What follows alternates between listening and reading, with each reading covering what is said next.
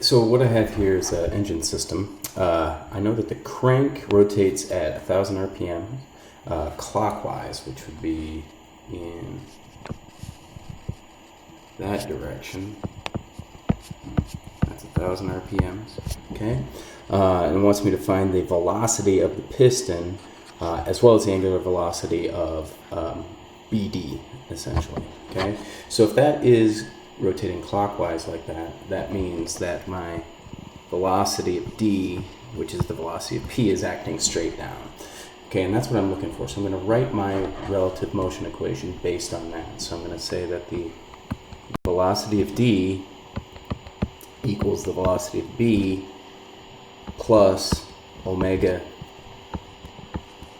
BD crossed with R of D with respect to B. And again, I'm going to go piece by piece through this to figure out exactly what I know. Now, first thing I know, we just talked about, I know that the velocity of D, which is what I'm looking for, is downward. So I'm going to say it's negative, oops, that should not be a vector. I'm going to erase that.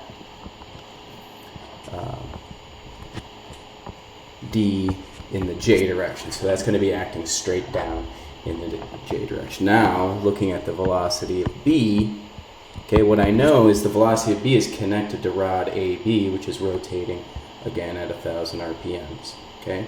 So what I know is that velocity of B has to be perpendicular to that rod in that direction. That is the velocity of B. And of course, that velocity is equal to R omega, okay?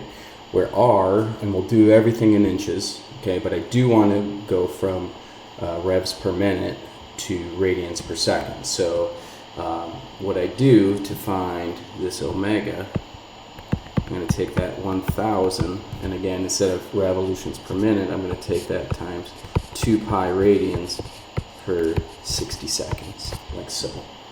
Okay, and I'll get that omega equal to 105 radians per second from 1,000 RPMs. Okay, so I move to that, okay, and then that makes the velocity of B then simply 105 times, that would be 3 inches that was given to me. So 3 times 105, and I get a velocity of B equal to 314 inches per second. Okay?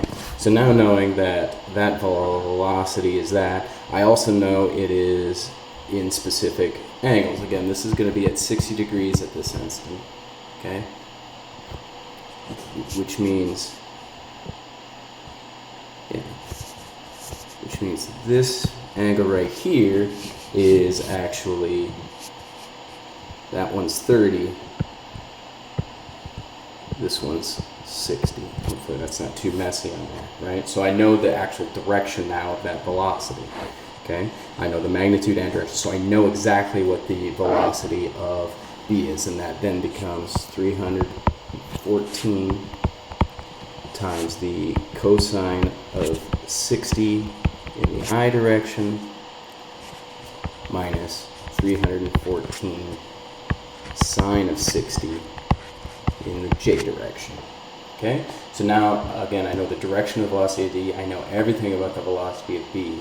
Okay, the last thing I have to deal with is that cross product, which is going to be omega BB crossed with R of D with respect to B. Now again, I don't know what the angular velocity is, but I do know that it's in the Z direction. It has to be for two-dimensional problems like we have here. I don't know if it's positive or negative. I'll assume positive. We'll see if I'm right. If I'm wrong, I get a negative answer, no big deal. Okay? And then I have the position of B with respect to D. Okay?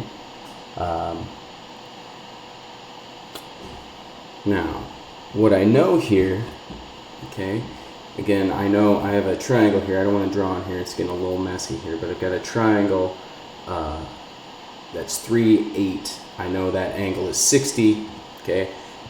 How about on your own, you check this, but using law of sines, right, I can find that the angle right there is 19 degrees, which I need so I can find the position of point D with respect to B. So again, that's going to go from B to D, which is what I'm going to put in right here. Okay, again, it's 8 inches. I'm going in the negative x direction. Sine of 19. And in the j direction, positive plus 8 cosine of 19j. Okay?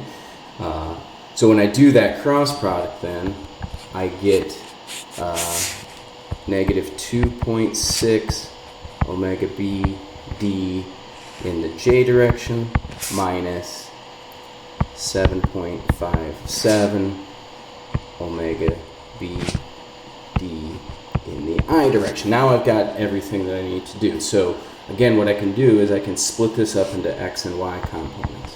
So in the x direction, I have nothing. VD is all in the y. Okay.